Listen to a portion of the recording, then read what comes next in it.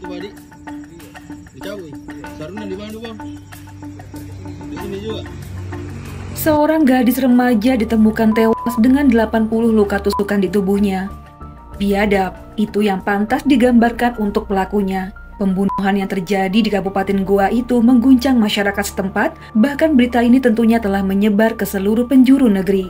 Apalagi kasus ini masih baru saja terjadi, yaitu di tanggal 21 Januari. Lantas, apa yang sebenarnya terjadi? Kisah ini kuceritakan sebagai pengingat bahwa kejahatan bisa terjadi di mana dan kapan saja. Berita fakta yang Mia rangkum dari berbagai media terpercaya dan menyajikannya sebagai alur cerita. Semoga dapat dengan mudah untuk dimengerti.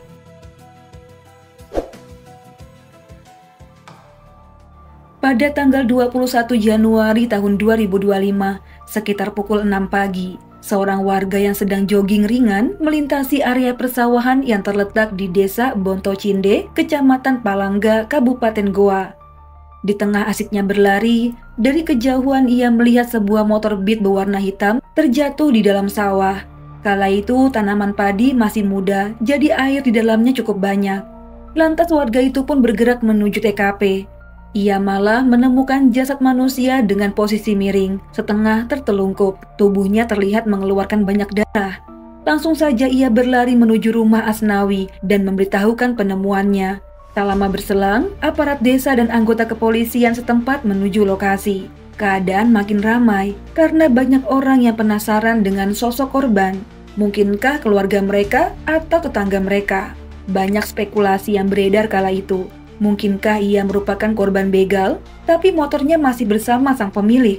Saat itu kondisi hujan, namun tak menyurutkan petugas untuk mengolah tempat kejadian perkara dan melarang warga untuk mendekat. Setelah pemeriksaan awal selesai dilakukan, jasad wanita tanpa identitas itu segera dibawa ke Rumah Sakit Bayangkara, Makassar. Beruntungnya, pelacakan identitas berhasil dari hasil pemeriksaan motor Beat korban. Ia adalah Putri Indasari Nur Cahyani, berusia 19 tahun. Ia bukan warga desa setempat, melainkan warga Labakang, Desa Maradekaya, namun masih satu kabupaten. Lantas mengapa ia bisa meninggal secara tragis di desa lain? Petugas yang telah mendapat identitasnya segera menghubungi keluarga korban. Tentu saja, berita ini langsung membuat keluarga mereka menjadi histeris. Mereka bergegas menuju rumah sakit untuk mengetahui apa yang sebenarnya terjadi. Hasil otopsi saat itu menemukan ada lebih dari 80 bekas luka tikaman, termasuk luka sayatan, luka lecet, dan luka lebam. Sadis. Siapa sebenarnya psikopat yang tega menghabisi nyawa gadis belia itu? Pasti motifnya dendam. Dinilai dari jumlah luka yang hanya bisa dilakukan oleh pelaku yang menginginkan korban tewas saat itu juga. Jadi teman-teman, ada hasil lain yang didapati oleh tim forensik, yaitu korban rupanya tengah hamil dan usia kandungannya telah menginjak 5 bulan. Mendapati hasil ini, penyidik seolah mengingat lagi pada pembunuhan mahasiswi UIN Alauddin Makassar yang dibunuh pacarnya karena hamil 4 bulan pada tahun 2019 silam. Lantas, apakah kali ini motifnya sama? Ya, tak menutup kemungkinan bahwa Putri telah dibunuh oleh orang yang telah menghamilinya. Kemudian penyidik meminta keterangan dari keluarga korban terkait bagaimana hubungannya dengan keluarga, teman, hingga sang kekasih. Keluarga dengan sangat yakin menuduh pacar anaknya lah yang diduga kuat sebagai pelaku. Tuduhan itu bukan tanpa sebab. Beberapa hari lalu ketika korban menyadari dirinya hamil, ia pun bercerita kepada keluarga dan mengaku menyesal. Sebab itu keluarga yang udah kepalang tanggung, mau ngomel pun percuma karena putrinya udah hamil di luar nikah. Jalan satu-satunya daripada keluarga malu, mereka mendesak pacar korban untuk bertanggung jawab. Namun nyatanya yang didapat adalah putrinya malah dihabisi. Penyidik lain juga memeriksa riwayat percakapan di ponsel korban, di mana terakhir ia terhubung dengan pacarnya. Pria berusia 18 tahun bernama Muhammad Jibril. Wah, namanya sangat bagus, tapi tidak kelakuannya. Setelah melakukan serangkaian penyelidikan dan mendapatkan identitas terduga pelaku, akhirnya tim Satreskrim Polres Goa melakukan perburuan. Dan kurang dari 24 jam setelah jasad korban ditemukan, Pelaku berhasil ditangkap di suatu tempat di Kecamatan Bangkala, Kabupaten Jeneponto, di tempat persembunyiannya. Pria yang memakai sweater berwarna biru itu cuma bisa pasrah saat dibawa oleh petugas menggunakan sepeda motor. Ia gelagapan saat ditanya mengenai kasus pembunuhan yang terjadi pada Putri, sang kekasih. Karena barang bukti berupa pesan chat yang ditunjukkan oleh petugas membuat Jibril tidak mungkin bisa membela diri. Ia pun mengakui perbuatannya telah menghabisi nyawa sang kekasih. Pria tinggi sedikit kurus itu juga dipaksa mencari barang bukti yang telah ia buang. Itu Badi dicabut. Sarungnya di mana bang? Di sini juga.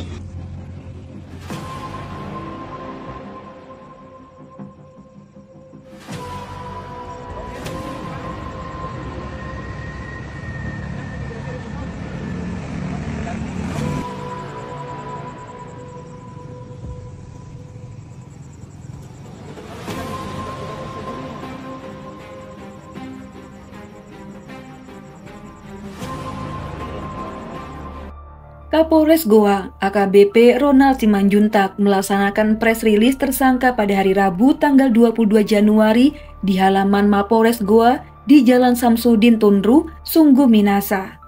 Dalam jumpa pers tersebut, AKBP Ronald membeberkan motif pelaku membunuh kekasihnya, tak lain karena sakit hati. Ada hubungannya dengan korban. Jadi hubungan sama korban adalah pasangan kekasih. Kalau alasan dari pelaku katanya yang menghamilinya bukan pelaku. Lantas, beginilah kronologinya. Putri yang berusia 19 tahun, ia diketahui berhubungan dengan Muhammad Jibril pada pertengahan 2024. Jibril yang tinggal di kos, rupanya sering mengundang Putri ke tempatnya. Mereka yang lagi jatuh cinta, sering kebablasan ketika berduaan, melakukan hubungan suami istri hingga wanitanya hamil. Kehamilan Putri membuat keduanya panik, usia masih muda, kerja juga belum mapan. Mau ngadu ke orang tua, ada perasaan takut diomelin, takut masa depan hancur gegara udah punya anak di usia muda. Padahal masih banyak mimpi yang belum terwujud, yang mana hanya bisa dilakukan ketika belum menikah. Mungkin masih ingin main-main, ingin kesana kemari tanpa harus repot nyari duit buat anak. Perasaan ini yang membuat Jibril gundah gulana. Padahal niatnya cuma senang-senang aja sama Putri, lah kok malah jadi anak. Sambil mengusap kepalanya, ia bingung nih mau mulai dari mana dan bagaimana caranya bertanggung jawab. Hatinya sungguh dipenuhi perasaan menyesal. Bukannya menghadapi masalah, Jibril terus-terusan berkilah saat Putri mendesaknya untuk bertanggung jawab. Di sisi lain, karena kehamilannya semakin besar, Putri akhirnya mengadu pada orang tuanya bahwa ia telah mengandung. Sampai di sini, Mia tidak bisa mengungkapkan kronologi bagaimana keluarga ini mencoba untuk memahami perasaan anaknya ya. Putri yang sedang tertimpa masalah. Yang jelas, orang tua Putri pasti kecewa, marah, dan malu. Tapi cukup sekian sedihnya. Mereka langsung berlapang dada menerima takdir. Bahkan, atasan di tempat kerja Putri ikut bermusyawarah dengan keluarga gadis itu untuk menyelesaikan masalah. Dan mereka sepakat menuju rumah Jibril untuk bertemu dengan orang tua remaja pria itu. Tepatnya sehari sebelum Putri ditemukan tewas terbunuh, yaitu di hari Senin tanggal 20 Januari tahun 2025. Keluarganya dan atasan kerja Putri mendatangi rumah orang tua Jibril. Tentu saja keluarga Jibril juga terkejut. Memang sedikit terkejut dan bersedia untuk anaknya akan segera menemui Putri korban untuk segera mempertanggungjawabkan perbuatannya.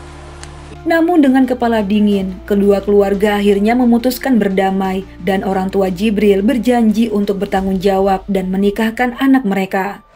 Nah, begitulah menurut keluarga Putri yang kedatangannya disambut cukup baik. Namun entah apa yang terjadi dengan pihak keluarga Jibril, bukankah semuanya sudah beres? Nah, ternyata tidak demikian. Ketika orang tua Putri datang dan mengadu perbuatan putranya, ibu Jibril langsung menangis histeris. Ia gelempangan tak kuat menahan rasa kecewa dan malu. Jibril yang melihat keadaan orang tuanya menjadi sangat murka. Namun pelaku keesokan harinya mendatangi korban kemudian sempat ngobrol di sebuah kos-kosan, kemudian mengajak korban menggunakan motor secara masing-masing menggunakan motor masing-masing menuju di mana tempat TKP terjadi. Di situ begitu kita di tengah persawahan, ya, tersangka langsung membabi buta melakukan penganiayaan, ya, penganiayaan dengan menghujamkan 79 kali tusukan ke tubuh korban, sehingga ada 12 luka memar, 1 luka lecet, 6 luka iris, dan 79 luka tusuk. Ya. Tapi Mia suka heran sama pria modelan Jibril. Berani berbuat tapi ngaku sakit hati ketika dimintai tanggung jawab. Akhirnya pelaku bisa dibekuk di daerah Jeneponto kurang dari 24 jam setelah aksinya. Dan ia pun mengakui perbuatannya karena didasari sakit hati karena keluarga korban telah membuat ibunya menangis. Nah teman-teman, mengutip dari media tribunnews.com, pelaku yang kepalanya gundul itu akan dikenakan pasal 340 terkait pembunuhan berencana. Karena kasus ini masih baru saja terjadi, mari kita kawal kasusnya. Semoga di persidangan nanti korban mendapat keadilan yang seadil-adilnya. Mari kita doakan juga agar korban diampuni segala dosa-dosanya dan dilapangkan kuburnya. Kalau gitu, Mia undur diri dulu. Mohon maaf banget jika ada salah-salah kata dalam pembuatan video ini. Sampai jumpa di video selanjutnya. Bye!